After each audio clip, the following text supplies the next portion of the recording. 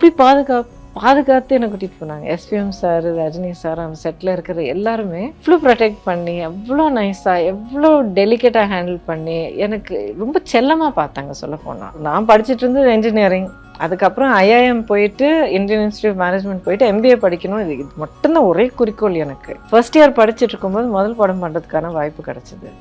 சரி பரவாயில்ல, ஏதோ டிஃப்ரெண்ட்டாக இருக்குது, வித்தியாசமாக இருக்குது, ஒரு 2 வாரம் காலேஜ் கட் பண்ணலாம் அப்படின்ட்டு நான் போனேன், அந்த படம் பண்ணேன்.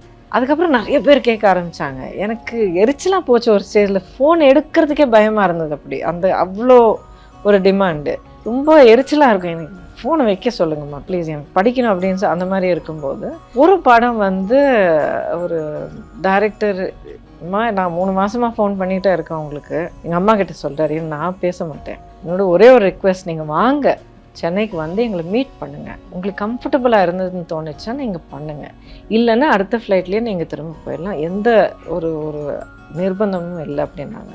வந்து அவங்கள மீட் பண்ணேன். அவங்க நடந்துக்கிட்ட விதம்ல கம்ஃபர்டபுளாக இருந்தது. சரி பரவாயில்லம்மா, கம்ஃபர்டபுளாக இருக்கும் போல் இருக்குது, வித்தியாசமாக இருக்குது, ஒரு சேலஞ்சிங்காக இருக்குது, பார்க்கலாம் என்னன்னு ஒரு படம் பண்ணேன். அதுலேருந்து இது முடிக்கிறதுக்குள்ளே அடுத்த படத்துக்கு கேட்டாங்க. அதுக்கு அடுத்த படம் குரு சிஷ்யன் பண்ணும்போது எனக்கு உறுதியாயிடுச்சு. ஏன்னா என்னுடைய எக்ஸ்பீரியன்ஸ் அவ்வளோ நல்லா இருந்தது.